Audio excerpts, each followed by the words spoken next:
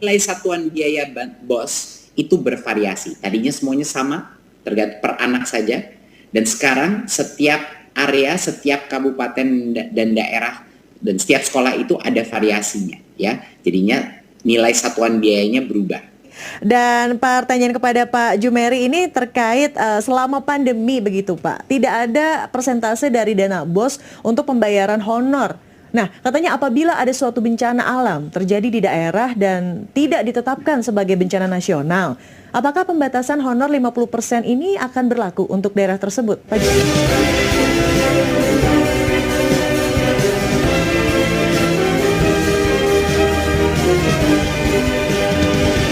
Assalamualaikum warahmatullahi wabarakatuh. Terima kasih untuk kesempatan untuk bisa memaparkan sosialisasi kebijakan bantuan operasional sekolah dan dana alokasi khusus fisik tahun 2021. Ini merupakan hari yang sangat istimewa karena walaupun kebijakan ini ada sifatnya teknis, tapi dampak kepada daerah-daerah kita yang paling membutuhkan dana bantuan, terutama di daerah 3T, ini sangat transformasional untuk mereka. Jadi ini hari yang sangat mengembirakan bahwa kita bisa menjunjung tinggi keadilan sosial bagi seluruh rakyat Indonesia dengan suatu kebijakan anggaran yang afirmatif, yang benar-benar mengikuti kebutuhan daripada daerah-daerah yang lebih membutuhkan. Jadi itu merupakan suatu kebijakan, perubahan kebijakan yang sangat penting menurut saya hari ini. Izinkan saya melakukan paparan mengenai apa saja isi daripada perubahan kebijakan BOS dan DAK tahun 2021. Berikut, kita ada dua sesi di sini. Satu adalah mengenai kebijakan BOS, kedua adalah mengenai kebijakan DAK. Yang pertama akan saya telahi adalah yang kebijakan mengenai BOS di tahun 2021. Berikut. Di tahun 2020, kita seperti yang kita tahu episode Merdeka Belajar sebelumnya, kita telah menyalurkan langsung kepada rekening sekolah.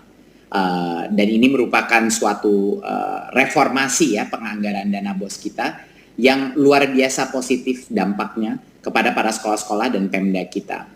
Kita berhasil mengurangi keterlambatan pengiriman dana BOS sebesar 32%. Atau dalam ukuran waktu itu sekitar 3 minggu lebih cepat. Rata-rata 3 minggu lebih cepat dibandingkan dengan tahun 2019. Ini dampaknya luar biasa. Banyak sekali orang tua yang dulu diminta untuk ditalangi dulu biaya operasional sekolah. Sementara karena proses administratif yang menimbulkan ketundaan, penundaan daripada penerimaan dana BOS, ini udah tidak terjadi lagi. Jadi dengan transfer ini kita telah mengurangi keterlambatan sekitar 32%, sepertiga daripada keterlambatan itu sudah kita kurangi atau kita menghemat waktu sekitar 3 minggu. Dampak kepada ekonomi masyarakat setiap sekolah juga sangat besar, di mana sekolah punya anggaran tepat waktu dan tentunya untuk kualitas mutu pembelajaran. Dan kami pun mensurvei semua kepala sekolah, banyak sekali kepala sekolah, dan kami juga mensurvei kepala dinas dan representatif Pemda, dinas pendidikan di provinsi dan di kabupaten. Dan surveinya luar biasa. Dalam survei ini 85,5% responden sekolah dan 96% daripada responden pemerintah daerah memandang penyaluran BOS langsung ke rekening sekolah ini sangat memudahkan atau sangat memudahkan. Seperti yang kelihatan tuh, yang biru tua itu memudahkan, yang biru muda itu sangat memudahkan.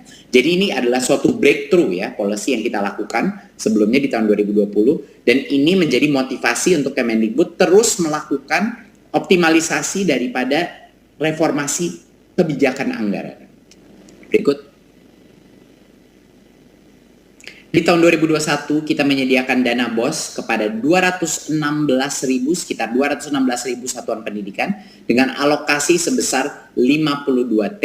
Bisa terlihat di sini di dalam halamannya pembagiannya antara setiap jenjang SD, SMP, SMA, SMK, dan SLB. Ya, totalnya untuk tahun 2021 sekitar 52,5 triliun. Berikut. Ada 3 pokok-pokok kebijakan dalam bantuan operasional sekolah di tahun 2021 ya. 3 hal yang harus kita ingat. Yang pertama adalah nilai satuan biaya BOS itu bervariasi. Tadinya semuanya sama, tergantung per anak saja, dan sekarang setiap area setiap kabupaten dan daerah dan setiap sekolah itu ada variasinya, ya. Jadinya nilai satuan biayanya berubah, terdiferensiasi. Kedua adalah penggunaan dana BOS masih tetap fleksibel, masih mengikuti pedoman penggunaan atau juknis dana BOS di masa pandemi ini untuk mempermudah berbagai macam kebutuhan yang dibutuhkan masing-masing sekolah. Dan yang ketiga adalah pelaporan dana BOS ini dilakukan secara daring. Jadi kita ada transformasi metode pelaporan dan nanti kita akan juga membahas dampaknya apa terhadap pelaporan daring ini. Ya, jadi 3 pokok kebijakan. Satu adalah unit per anaknya itu bukan seragam tapi terdiferensiasi, ya. Kedua adalah masih fleksibel penggunaan dana BOS, dan ketiga adalah sistem pelaporannya adalah menggunakan teknologi sekarang secara online. Silakan berikut. Jadi yang pertama dan yang terbesar dan berita terbaik bagi banyak sekali daerah-daerah, terutama daerah-daerah terluar tertinggal di Indonesia adalah satuan biaya BOS tidak lagi seragam. Satuan biaya BOS itu ada variasinya, ya, ada rentang nilai satuan biaya peserta didik, ya. Jadinya contohnya yang sebelumnya SD semuanya dipukul rata di 900.000 per anak, sekarang di SD ada sekitar dari 900.000 bisa sampai dengan 1,9 juta, ya. Dan ini adalah tergantung dari beberapa faktor lainnya, ya. Jadinya sekarang ada diferensiasi yang lebih afirmatif. Berikut. Diferensiasi ini menimbulkan beberapa contoh yang bisa kita tunjukkan. Diferensiasi ini ditentukan berdasarkan daerahnya itu susah tercapai, indeks kemahalannya seperti apa. Sekarang bayangkan, sebelumnya kita tidak mengambil faktor bahwa untuk membangun sesuatu di daerah tertentu bisa saja 1,5 kali lebih mahal daripada daerah lainnya, gitu. Dan kita tidak mengikuti faktor-faktor ini. Jadi sehingga sekolah-sekolah yang kecil, sekolah-sekolah di daerah yang lebih terluar dan tertinggal, itu mereka yang paling dirugikan, ya, karena kebutuhan mereka lebih banyak, ya, kebutuhan dari finansial, karena semua barang di situ lebih mahal, biaya distribusi atau biaya logistik untuk sampai ke daerah-daerah itu lebih tinggi, tapi tidak ada konsiderasi dari sisi kebijakan. Itulah yang kita benarkan. Ini kita mengambil contoh, salah satu contoh kita di NTT, di mana NTT di tahun 2000 di Kabupaten Timur Tengah Selatan NTT di tahun 2021 akan mengalami perubahan cukup signifikan, sekitar 5-6% lebih besar alokasi dana BOS-nya di beberapa SD, SMP, dan SMKN-nya, karena sekarang kita sudah memfaktorkan indeks kemahalan masing-masing area. Contoh kedua, kita melihat di Kepulauan Aru, Maluku, yang lebih jauh lagi, yang biaya distribusi atau logistik lebih mahal lagi. Biaya konstruksi pun, karena bahan dasar juga lebih mahal di situ, di daerah kepulauan. Dan ini peningkatannya dramatis. Peningkatan dana BOS mereka mencapai sekitar 40 sampai dengan 50% di daerah-daerah kepulauan di Maluku, ya, untuk dana BOS mereka. Jadi ini kabar sangat gembira untuk teman-teman kita, terutama di tempat-tempat kepulauan di daerah Maluku dan di timur Indonesia. Kita ambil contoh terakhir di Papua, di Kabupaten Intan Jaya, Papua, di mana biaya logistik, biaya supply barang-barang dasar itu paling tinggi, di mana banyak sekali kesulitan karena baik juga itu memang daerah kepulauan, tapi juga berbagai macam isu dari sisi kejauhan daripada sentra-sentra pusat. Ini di daerah Papua kenaikan dana BOS di 2021 itu mencapai sampai dengan di atas 100%. Untuk misalnya SD YPPK Sanepa itu sampai 117%. SMP Negeri 1 Sugapa naik 125% dan SMA 1 Sugapa naik sampai 131%. Jadi ini benar-benar perubahan cara kita mengalokasikan BOS yang jauh lebih adil. Biar teman-teman kita di Papua, di Maluku, di NTT itu bisa meningkatkan kualitas pembelajaran mereka dengan mengkonsiderasi berbagai macam faktor dan indeks kemahalan di daerah-daerah mereka tersendiri. Jadi inilah yang kita maksudkan dengan menjunjung tinggi keadilan sosial bagi seluruh rakyat Indonesia. Kebijakan penganggaran pun harus mengikuti azas Pancasila tersebut. Berikut. Dan tentunya penggunaan dana BOS masih fleksibel sesuai dengan kebutuhan sekolah. beberapa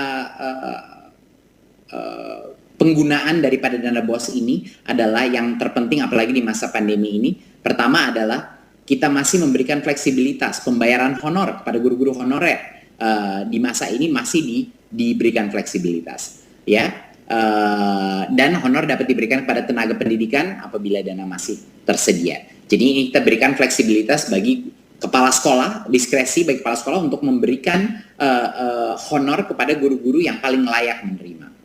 Dan juga tentunya di mana saat ini kita sudah masuk dalam proses pelaksanaan tatap muka dan semakin banyak sekolah semakin setiap minggu mulai melakukan tatap muka, dana BOS bisa dan kami anjurkan untuk digunakan untuk segera mengakselerasi proses tatap muka untuk memenuhi segala kebutuhan protokol kesehatan seperti kesediaan sanitasi, masker, termogan, dan berbagai macam kebutuhan untuk memenuhi daftar periksa pembelajaran tatap muka.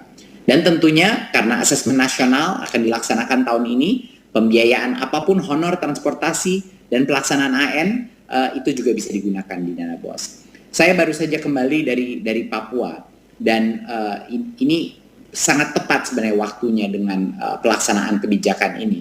Karena dengan adanya fleksibilitas dana BOS, saya dengar dari banyak teman di Pulau Dom di Papua Barat itu mereka menceritakan bahwa salah satu isu utama mereka adalah transportasi antara kepulauan, transportasi baik anak maupun transportasi guru, dan bagaimana mereka bisa menggunakan ini. Dengan adanya fleksibilitas dana BOS dan peningkatan yang cukup dramatis untuk daerah-daerah 3T seperti ini, teman-teman kita di sekolah-sekolah di daerah-daerah kepulauan bisa menggunakan dana BOS ini untuk transportasi murid-muridnya dan guru-gurunya, karena lebih fleksibel dan juga satuan unit pembiayaannya sudah meningkat. Jadi ini benar-benar merupakan suatu solusi daripada kebutuhan masing-masing sekolah di daerah-daerah paling terluar yang mungkin sangat variatif kebutuhan mereka yang paling urgen. Berikut. Di tahun 2020, kebijakan mewajibkan pelaporan penggunaan BOS itu menjadi persyaratan penyaluran. Jadinya kalau tidak ada pelaporan yang dilakukan di kuartal sebelumnya, ya kita tidak akan bisa melepaskan BOS yang berikutnya. Dan apa yang terjadi, Bapak Ibu, apa yang terjadi adalah sesuatu yang cukup luar biasa. Walaupun kita telah memberikan fleksibilitas dalam penggunaan dana BOS, dan walaupun kita sudah melakukan transfer langsung kepada sekolah, pelaporan yang sekarang bisa dilakukan lewat online meningkat secara dramatis. Ya, pelaporannya itu meningkat secara dramatis. Di BOS tahap 1, peningkatan di tahun 2018 itu cuma 26% yang melakukan pelaporan, 2019 48%, tapi di 2020 70,7% sekolah melaporkan penggunaan BOS tahap 1. Ini suatu transformasi yang cukup luar biasa di dalam transparansi penggunaan dan pelaporan dana kita.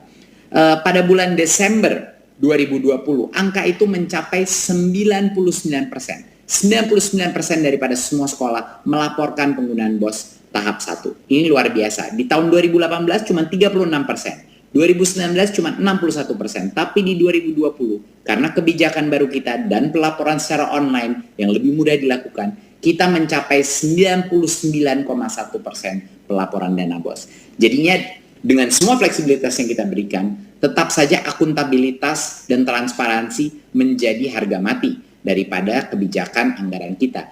Dan karena kita menggunakan teknologi dan pelaporan online, akuntabilitas dan transparansi daripada penggunaan dana BOS juga meningkat secara dramatis. Berikut.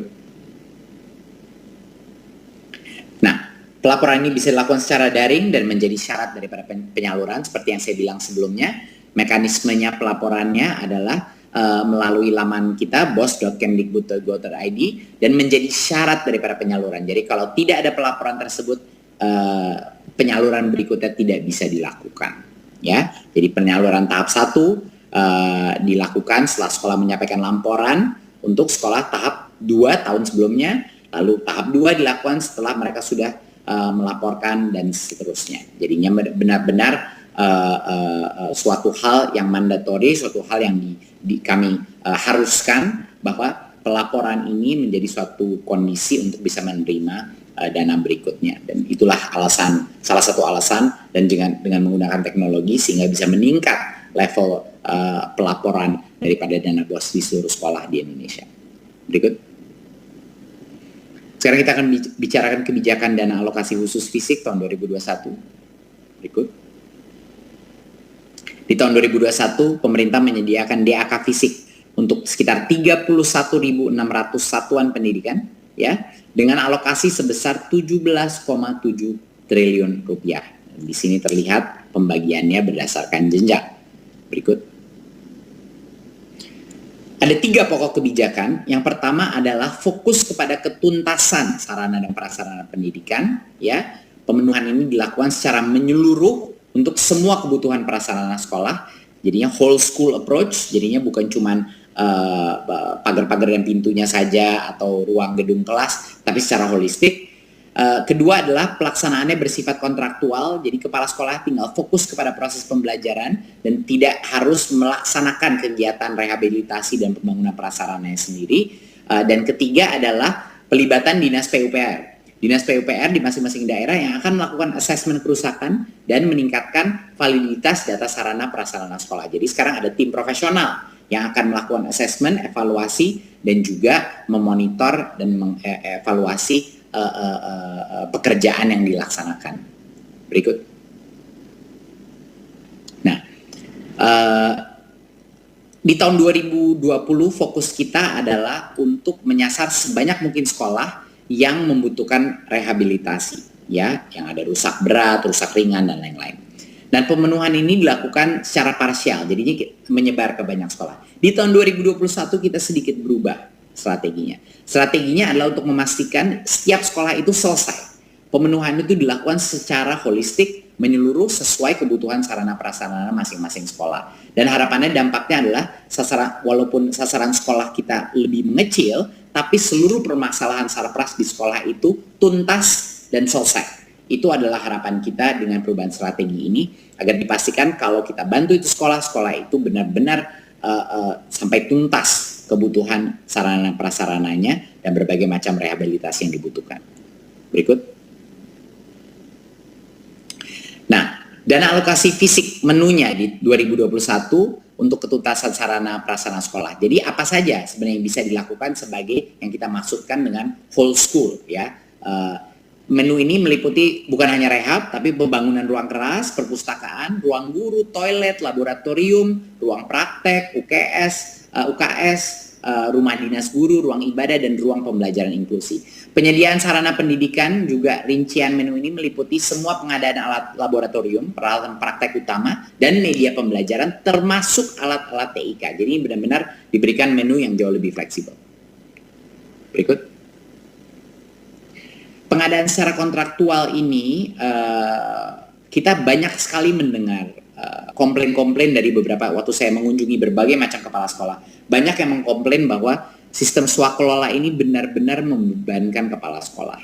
Banyak dari mereka yang tidak tahu mungkin secara prosedural bagaimana, ada pihak-pihak oknum yang juga mengganggu mereka, jadinya ini menjadi suatu beban mental dan beban administratif bagi banyak sekali kepala sekolah. Jadi kita di tahun ini pindah dari sistem swakelola ke sistem kontraktual, di mana yang akan dilakukan ini dilaksanakan oleh Dinas Pendidikan, ya, dengan penyedia dan manajemen terpusat di Dinas Pendidikan agar sekolah tidak terbebani dengan semua urusan pengadaan barang dan jasa dan juga peralatan itu disediakan oleh penyedia. Jadi dalam pelaksanaan dibutuhkan peralatan khusus kontraktor bisa mendatangkan dari daerah lain. Dan dari sisi waktu ini ada jaminan ketepatan penyelesaian. Jadi paling tidak ada faktor waktu dan suatu komitmen dari pemerintah daerah, dari Dinas Pendidikan kapan bisa diselesaikan, dan harapannya hasilnya kualitas bangunan juga lebih baik dan juga efisiensi juga lebih baik. Berikut. Kita juga akan melibatkan Dinas PUPR untuk meningkatkan validitas data sarana prasarana sekolah. Ini artinya dari sisi penilaian kerusakan, validitas data, dan juga efisiensi, pihak Dinas PUPR daerah akan melakukan monitoring dan evaluasi agar dana ini digunakan tepat sasaran dengan efisiensi yang baik. Berikut. Jadi untuk menyimpulkan kebijakan ini, yang pertama dan tentunya yang suatu kabar yang sangat gembira bagi banyak sekali daerah-daerah terluar di Indonesia, terutama di luar beberapa daerah di luar Jawa. Nilai satuan biaya BOS sekarang bervariasi sesuai karakteristik daerah dan sesuai dengan indeks kemahalan di masing-masing daerah. Tidak ada lagi diskriminasi terhadap daerah-daerah yang punya sekolah-sekolah kecil atau daerah-daerah yang indeks konstruksi atau indeks kemampuan membayarnya itu kemahalannya itu sangat tinggi. Dan yang kedua adalah penggunaan dana BOS ini masih fleksibel seperti di situasi pandemi seperti ini untuk segala macam kebutuhan sekolah, terutama untuk persiapan untuk tatap muka. Dan yang ketiga adalah untuk pelaporan penggunaan BOS ini dilakukan secara daring yang meringankan beban administratif dari masing-masing sekolah dan meningkatkan level transparansi yang sudah cukup luar biasa. Teman-teman kita di Maluku, di NTT, di Papua akan menerima alokasi BOS yang jauh lebih besar secara total dari yang sebelumnya. Dan ini merupakan kabar gembira dan menjunjung tinggi Pancasila, salah satu butir Pancasila, yaitu keadilan sosial bagi seluruh rakyat Indonesia. Yang itu yang harus kita junjung tinggi di seluruh Nusantara. Dan yang kedua adalah kebijakan mengenai DAK. Berikut. Ya, kebijakan DAK yang kita alokasikan 17,7 triliun. Fokusnya adalah ketuntasan sarana dan prasarana pendidikan untuk kebutuhan secara holistik yang dibutuhkan sekolah, jadinya agar tuntas masing-masing sekolah. Jadi jangan sampai kalau kita melakukan rehabilitasi atau peningkatan sarana prasarana tidak sampai tuntas. Kedua adalah pelaksanaan yang bersifat kontraktual untuk melepaskan beban ini daripada kepala sekolah, dan ini bisa kita beban itu sekarang ada di dinas pendidikan masing-masing Pemda. Dan ketiga adalah keterlibatan monitoring dan fungsi MONEF daripada dinas PUPR yang akan melakukan assessment kerusakan, di mana setiap dinas PUPR punya profesional-profesional yang akan bisa memastikan anggaran kita itu tepat sasaran dengan efisiensi yang terbaik. Saya rasa itu dari saya mengenai kebijakan. Dan pertanyaan kepada Pak Jumeri ini terkait selama pandemi begitu Pak, tidak ada persentase dari dana BOS untuk pembayaran honor. Nah, katanya apabila ada suatu bencana alam terjadi di daerah dan tidak ditetapkan sebagai bencana nasional, apakah pembatasan honor 50% ini akan berlaku untuk daerah tersebut? Pak Jumeri, silakan. Jadi pembatasan ini tidak berlaku lagi, Mbak. Jadi bagi daerah-daerah yang ditetapkan sebagai daerah bencana maupun bencana nasional, maka ketetapan honor 50% bisa diabaikan. Jadi bahkan bisa sampai lebih dari 50%. Itu jika suatu daerah atau negeri ini dinyatakan sedang dalam bencana. Ya. Nah, katanya untuk sekolah swasta kan katanya banyak sekali yang terancam tutup karena orang tua yang tidak sanggup untuk membayar uang SPP, Mas Menteri. Apakah ada afirmasi khusus lewat BOS untuk sekolah swasta? Silakan. Iya. Jadi ini untuk mengingatkan masyarakat bahwa dana BOS itu bukan hanya untuk sekolah negeri, dana BOS itu untuk semua sekolah ya, baik sekolah swasta maupun sekolah negeri. Jadi dalam pelaksanaannya pengelolaan dana BOS itu persis sama di sekolah negeri dan sekolah swasta, tidak ada afirmasi khusus. Jadi dana BOS ini juga dapat digunakan untuk membiayai apapun operasional sekolah, termasuk gaji guru non-ASN. Jadinya pasti apalagi di daerah-daerah yang paling membutuhkan, ya daerah-daerah dengan tingkat sosioekonomi dan yang lebih rendah dan indeks kemahalan yang lebih tinggi, reformasi dana BOS ini dan peningkatan biaya satuannya itu akan sangat membantu baik sekolah negeri maupun sekolah swasta. Bagaimanakah dengan sekolah yang jumlahnya mungkin siswanya sedikit dan besaran satuan daerahnya kecil? Apakah katanya tidak dirugikan dengan mekanisme seperti itu? Enggak. Khusus sekolah dengan jumlah peserta didik kurang dari 60 anak, di daerah khusus yang ditetapkan oleh Kemendikbud itu diberikan afirmasi khusus, yakni alokasi dana BOS setara dengan 60 peserta didik. Jadi kita memastikan bahwa minimum fee, minimum operational cost untuk mengelola sekolah itu terjamin dan terjaga.